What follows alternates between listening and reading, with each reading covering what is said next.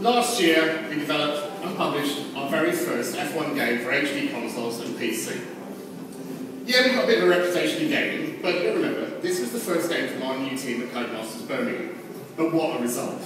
It's the first game, it's the first F1 game for 10 years that it hit #1. It's become the fastest selling F1 game ever. We've shipped over 2 million copies. Earlier this year, it picked up a BAFTA for Best Sports Game, ahead of some really good competition. And actually, we'd like to thank everyone that followed us on that journey last year and supported us. Our press guys, our retail partners, our guys in the community. Seriously, really big thank you. At the end of the day, F1 2010 was a brilliant success story for British game development. We're very proud of it. But now, on to this year. F1 2011, coming September 23rd, PlayStation 3, Xbox 360 and PC. That'll be followed then by a brand new handheld formats joining us this year, 3DS, PlayStation Vita. They'll follow on after the HD and PC launches. But this is the year when F1 gaming gets seriously competitive. Today we're going to talk about our multiplayer functionality. We've got the 16-player network down there on the floor, and we're ready to race. If you haven't already, you've got a few hours yet to play it and have a go. We're unveiling for the very first time our brand new split screen mode. That's on the screens running either side of the room today. That's good for hands-on as well. Go through your boots on that. And the track we'll be racing on today, we've got our brand new Silverstone track, so we're showing that off for the very first time. A little preview of the main event this weekend, actually. You'll also be able to ask the dev team anything. At the end of this presentation, the boys will stay on stage, we'll do a press conference style Q&A to get any of those big questions done and covered. And don't worry, the drink service will resume as soon as the presentation's done. There's a food service coming out as well, so we'll keep you fed and watered. We'll keep gaming right through to about 7:30, 8 o'clock, so you're welcome to hang around and enjoy it. Before we kick off properly, one piece of housekeeping from a media point of view. Coverage for today, certainly hands-on. We're running under an embargo of this Friday at 10 AM. That's A, to coincide with the start of the British Grand Prix weekend on Friday, but also to give a chance for everyone here to enjoy their evening, time to crack their stories tomorrow. We'll circulate some screenshots, brand new stuff, around tomorrow. It can go live from that embargo. One final point, the video we opened with, and you'll see again in a little bit, that hasn't been yet cleared for public release. We've got a few little things just to edit to that, but we will do that shortly. And if possible, get that around to everyone on the press side for Friday's 10 AM release time. Okay, let's get this started. Please let me introduce your host for the presentation. He's the voice of Formula 1 on BBC Radio 5. It's Mr. David Croft.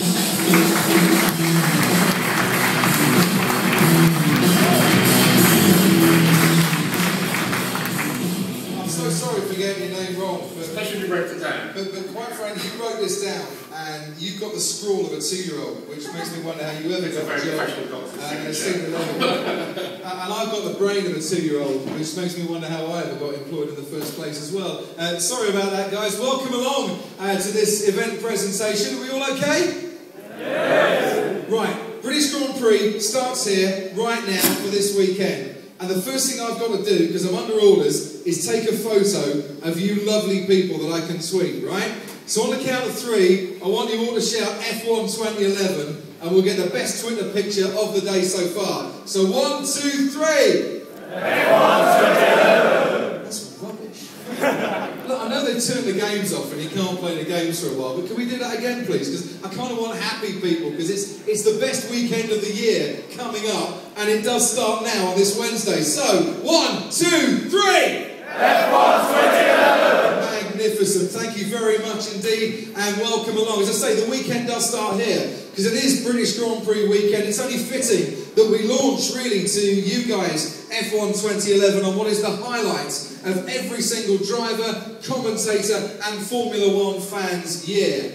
And you can really thank your lucky stars we're not hosting this event down at Silverstone tonight, because I've just had it from the track. It is absolutely chucking it down the rain in Northamptonshire at the moment. So are we excited about rain for the British Grand Prix? Yes. Yes. We bloody well should be, because it's the only way we're going to stop Sebastian Vettel claiming it this year. I know that we've got rid of off-throttle blown diffusers. I know Mark Webber won last year, but quite frankly, unless it absolutely hoses down, chances are it's going to be a Sebastian Vettel weekend. Put your hands up if you think Vettel's going to win. Okay, a few of you. Put your hands up if you think Jenson Button's going to win. Never been on the podium before at Silverstone. It might happen for the first time ever. It'd be really funny if he does win, though, because Prince Harry apparently is presenting the trophy for the winning driver.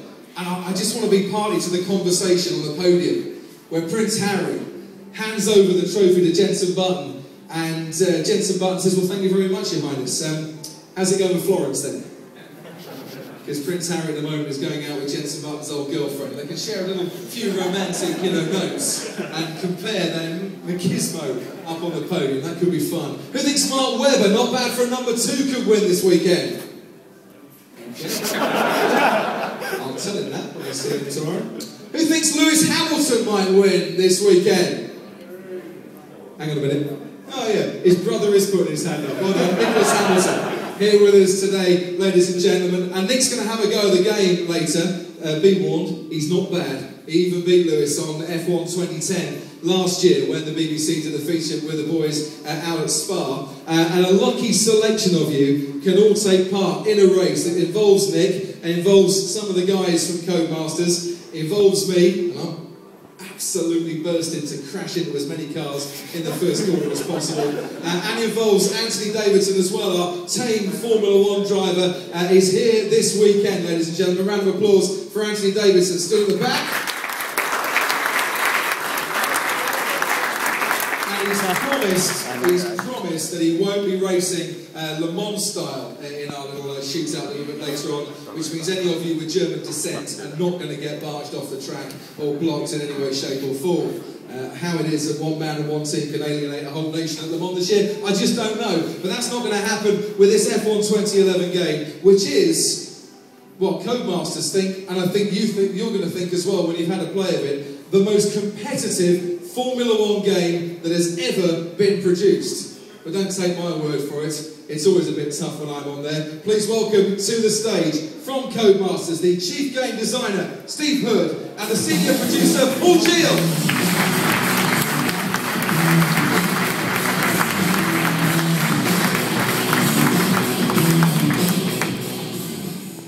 Right, hello everyone. I get this click as well. So I'm Paul, this is Steve. We're here to just run you through a very quick what are the features of F1 2011 before we give you a live stage demo, which could go horribly wrong. But one of us is going to emerge with a lot of credit, and the other one's probably going to be humiliated. So just to recap what Rich said, it's September 23rd release, Xbox 360, PS3, PC. The build that's here today is currently the beta build, so we've still got 2 months of polish and approval still to go. So when you guys get your hands on it, it's handling pretty well. It's pretty stable. The graphics are really, really good, but there's still quite a long way for us to go before it gets into your hands and goes on the shelves. So, in essence, this is the tagline for F1 2011. Be the driver, live the life, go compete. You would have heard us talk all about be the driver, live the life last year. Be the driver's all the on-track stuff, the racing, the AI, the pit stops, improvements there. Live the life's the paddock style, the media interviews, the cinematics. But really, the reason we're all here today is to go compete. That's the new tagline for F1 2011. It's all about multiplayer, it's all about social experience. So Steve's going to take us through the high-level features now. Okay, I shall try to. Right, so be the driver. Obviously the core of Formula 1, core of any racing game. I'll just kind of recap the key things that we're doing in terms of be the driver elements in 2011. It is a racing game. The core of the game is about driving the car. So we haven't just left it from 2010 and expected to roll that into 2011. We've been working on the handling, working on the physics, rewriting the tyre model, rewriting the suspension. It doesn't make it kind of really difficult to drive. It doesn't make it particularly arcade, but we're trying to make it more involving. So now, when you go into a corner, you can lock your brakes up, you can see the tyres smoking, the things that you see on TV. Through a corner, you can make small corrections. You couldn't really get that from the game in 2010. So we've been working on that for a long time. New driver AI system is about trying to get the AI drivers to lap in the same kind of rhythm as a player. There's no brake lights in Formula 1. It's a very fast game. You're driving through corners at 150 miles an hour. We're trying to get the AI drivers to be in sync with the player. Curves and DRS, a big thing in Formula 1 this season, really mixed up the racing along with Pirelli tyres. These are really kind of cool tools for the player to get used to. Curves being the power boost, DRS being changing the angle of the rear wing. You can use it whenever you want in practice and qualifying. It's very easy to kind of overcook it coming out of corners and spin. We've been using it a lot in the multiplayer games. Enhanced damage and failures. Last year, a load of people said to us, please can we have random failures on the car? We've always hated the idea of that. I see no point in doing 100% Grand Prix and on lap 69 out of 70, suddenly your engine blowing up. So the damage that we've been working on in the background has been about mechanical failures, things that can go wrong in your car over time based on how you're driving it. Improved feedback to the driver is about reworking the race engineer. He's really your kind of guide to what's going on, the bigger picture of a race. So when you're driving around in 15th position and you're hunting somebody down in 14th, you want to know who's leading, where your rival is, what your teammate's up to, am I matching race pace? He gives you all this information now. So you don't have to be studying the OSD, you can be fed this information over the radio. Heightened circuit fidelity is just our fancy way of saying, yes, a lot of the tracks are back in from 2010, there's a couple of new circuits this season in the real world of Formula 1, but we've been working on the lighting model, been working on the fidelity of the tracks, and we'll show you some examples of that in a minute. We still have Live the Life, which is about being that Formula 1 driver, being in the paddock, doing the interviews that we had in 2010. But what we've tried to add this time is kind of the cinematic element to it. When the races are won in real life, you see people, the top 3 drivers in the park firmly, it's that raw emotion, getting out top of the car, celebrating with other drivers. If you're not driving for one of the top teams and you just manage to overachieve, you see your driver walking back into the garage and celebrating. New press feedback system is about newspaper clippings, so you're saying something to the media in the game, and now you finally see this reported in the media and you can see what they actually think of you and the stories that are going on in the world of Formula 1. But go compete, this is why we're here. Last year was very much about the single player experience, the career mode. Now it's about multiplayer. And this includes features such as split screen is a big thing for us this year. We had that in Dirt 3 recently, we've taken a lot of that codes. Now when your friend comes down to your house, you don't have to take the disc out to drive. You can play against your friend in the same game. You can play a championship season if you want, or just a quick race. You can both drive at Ferrari should you want to. Co-op championship is a huge theme this season. In the career mode last year, it was about looking across the garage and seeing your AI teammate when you're driving for Ferrari, McLaren or Red Bull. Now you've got your mate alongside you. This is where you kind of work collectively to improve the fortunes of your team. But now it's far more personal, so you really do care whether or not he's out qualifying you, getting more points than you, who's the #1 driver in the team, who gets the parts first. A lot of that goes on in real world Formula 1. It's very personal now with Co-op Championship. But to make that a reality, we had to update the number of cars that are online. Last year, if you remember, it was only 12 cars in online races. Now we've got the full grid of 24 cars online in co-op mode. In all multiplayer modes, that's made up of 16 players and 8 AI if you want to fill the grid out. Multiplayer objectives. How often have you gone into a multiplayer lobby and realised you haven't got the best car, you haven't got the best stuff, you're the lowest rank, but you're still expected to win? In the single-player career last year, you were expected to finish in certain positions based on your performance and the team that you're driving for. That's the same in multiplayer now. So if you're in the HRT, maybe you're expected to finish 20th, so you can try and overachieve amongst the people that you're racing against. Spectator mode is about joining on lobby late. There's a race in motion, or you've crashed out, you can still watch the race. You can jump on board all the different cars, you can change the camera angles, you can view it from a TV angle. There's something to do now rather than just wait for the stats screen. Paul's just going to run you through some example screenshots just to prove that I'm not lying about the update in graphical quality between 10 and 11. It's really quite startling. The guys have been working on improving the quality of the tracks, improving the lighting. Yeah, I mean, it's very hard to tell from the video that, last year's game looked good, but it's really hard to tell how much forward we've taken it. So here's just a few F1 2010 versus F1 2011 screenshots. So this is Spa in F1 2010. If it works. That's how it's moved forward in 2011, new lighting system, new foliage, just much higher track fidelity all round. Silverstone's obviously changed massive anyway, that was it in F1 2010. You can see the new pit complex now in F1 2011. Steering wheels, massive on the community side of things. Guys were screaming out for the accurate wheels this year, so up here you can see the last year's generic steering wheel, just really the badge change in the middle, whereas in F1 2011 we've got the accurate steering wheels model. Tyres, lots of talk about tyres this year, but not only can you really feel the difference in tyre grip between options and primes, and also the various stages of tyre degradation. So it's really important for us to show you when you're racing around, not only can you feel it, but you can see when you're going to need to make a pit stop. So here's the different compounds. You can see they're fresh on this side of the screen, and as they're moving that way, you can see through the various stages of degradation and wear. Garage, spend a lot of time in the garage in Formula 1, so we invested a lot of time into making it look much better as well. So that's the Renault garage in F1 2010. And you'll see how much that's moved forward in F1 2011. These are all in-game screenshots taken from the latest build. And finally the paddock, you'll notice this shot from the paddock for F1 2010. It's the same shot, we framed it from the same angle every time. And it was only really when we were putting the videos together towards the end of last year's project we realised, you know, just how much more we were modelling and not showing off. So we've really gone to town on that in F1 2011.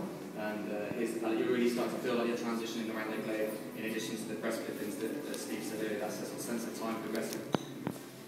So that's it. We're going to show you the video again quickly while we get into race mode. Near the best man.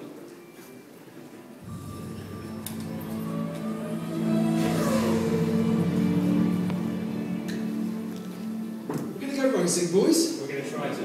Excellent. Have we chosen Spark as our racetrack for this? We've already been racing at Silverstone, so I'm going to try and stand in around and do a property cycling job. Excellent. We're going to do a brand new sidekick as we commentate on the race. Right, first and foremost, as Steve gets himself in his car. What are we racing, Steve? Lotus Race around Silverstone. Smile on the screen a minute ago. What about you? I'll be in a Ferrari.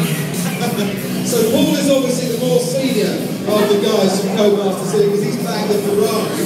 Or Steve knows something that we don't about Lotus Renault in F1 2011. Okay, what I'm also going to try and show off on the three screens we have here, the two on the wide and the one in the middle is the spectator mode. This will only come into effect once the guys actually get onto track.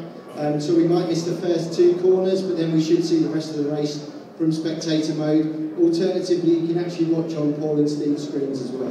Magic. My co-commentator, by the way, is the communications manager at Codemasters, Mr. Andy Gray. The only Andy Gray still allowed to commentate in front of a live studio audience. Yeah, I've never heard that one before. You any good? No. You going to smash it? The commentary, come on. Right, out of the garage we go then. And trundling down the pit lane, space for 41 garages, you'll encounter them all down the pit lane. And then we get onto the grid. First time in 50 years we have a new grid at Silverstone. The start-finish straight just before Abbey. And I tell you what, it's not a bad first corner, but turn 3 into the loop's going to test out our boys here to the max. 3 lights, 4 lights, and now 5. And when they go out, we can go racing. Decent start from the man on pole there, Steve, in the Lotus Renault. You can see that Paul is trying to follow him as closely as possible, but that's not a bad gap that Steve is making now as they turn right-handed into the loop. He's going around the outside. What an idiot. That's not the line through there. Look how smooth the man in the Lotus Renault is here. Fantastic. As we head now down the Wellington Straight, 700 odd metres of pure power, and this is where you can use, of course, your KERS button, KERS included. In F1 2011, look, the Renault's gone wide. He's gone wide round into Brooklands. Now he's left the door wide open. Oh, you'd be a double glazing salesman to get through there. What an easy move that was for the Ferrari, who takes the lead, coming out of what used to be the final turn, and now down to the old pit straight. Oh, he's going to go in cops. This is sensational. Anytime you want to join in, Andy's a good time. I'm enjoying your commentary coffee, it's absolutely fantastic. So as you can see, we can cycle through the different views in the spectator mode for all the different cars, going through the AI as well as the 2 drivers we've got here. Now this is the moment of the race where if you were Jacques Villeneuve, you'd switch off and fall asleep. But luckily this is F1 2011 and there's no time for sleeping at all, because look, Paul in the Ferrari's gaining a little bit. He's getting instructions from his race engineer and the gap is there. Oh, out of snow! A mistake from Steve, and it looks like Paul is back into the lead, and there he is. Oh, that's dreadful round through Vale though. He's going to get a slow exit. Now this corner's absolutely flat. There's 2 ways to take it, racing line or doing what Steve's doing here and going wide. Get on that KERS button. That's it. Oh, it's nice through there, Crofty, that's very nice. Now into the loop once again. This is going to cause carnage in Sunday's race. We're going to have bits of broken carbon fibre absolutely everywhere. Making the left-hand turn now out of that hairpin. Now if you're clever about this in the Lotus Renault, you can now get on your KERS, that's it. And accelerating, getting that little horsepower boost down the Wellington Straight. And into Brooklands, past the BRDC clubhouse, which the members will be glad to see is still there. in the game, and it's getting very close indeed. A little lock-up of brakes there from Paul in the Ferrari. Andy? I think the DRS might actually make a difference in the third lap as well, probably, once he becomes on up. Now, we should get DRS enabled, though, after 2 laps, shouldn't we? If we're running to Formula 1 rules, DRS will be on the 3rd lap here. Now, through Maggotts and Beckett's, I tell you what, you get dizzy just watching them through Maggotts and Beckett's here, especially the lines that Paul seems to be taking in that Ferrari. I think he's trying to say he's covering his line. He is, but look, Steve's gaining on him. Look at this, 180, 190 miles an hour in the snow, he's going down the inside! Oh, dear. I reckon he'll have him into nail though. Well, he's weaving all over the place, to be honest. Not quite sure, Paul, what line he should be taking. That's a little bit better. Oh! He spun! What an idiot! That is so hard to actually spin there. I don't know how he did it, quite frankly. And it seems now, yes, with a little quick flick on the steering controls there from Steve in the Lotus Renault to make sure there's nobody behind him. And quite frankly, Paul still in a different county in the Ferrari at the moment. I think that's some of the Sailable lead he's got right there. Well, I don't know. He's starting to get on him a little bit because Steve's taking his eye off the ball. We're on lap 3, which is the final lap of our race. It's a secret of radio, and you never say it's over till it's over. The thing is that Steve is prone to an error. We've all seen it. So, no pressure, Steve. Go on, Steve! No, that was nothing. Seriously, Steve, no pressure at all. As you go now. No pressure, hey? I'm feeling fine. Oh no, the Ferrari's in front. How did that happen? It's almost like I'm working for the FIA and ensuring that red car's in the lead again. John's ought to be proud. Tell you what, I'll even it up just a little bit. How you feeling? Oh, you're on the grass. How did you do that? I think we need a steward for this. Yeah, well, Nigel Mansell's a steward. Thank your lucky stars he's not sat in front of your face. Well, it's made it close though. You've got a warning there for cutting the corner. And the Lotus Renault's back out of the lead again. Now, this is a fight to the finish. The door's open again. He's out on the grass, going into Vale. Lotus Renault's on the inside, Ferrari on the outside. Who's going to get to the corner first? Just crash into him, for heaven's sake. Oh, he's forcing him wide. He's trying to stay on the track. This is going to be so tight as they come up to the line. The closest finish in F1 2011 history. And by 1/10 of a second. Fantastic stuff from the boys.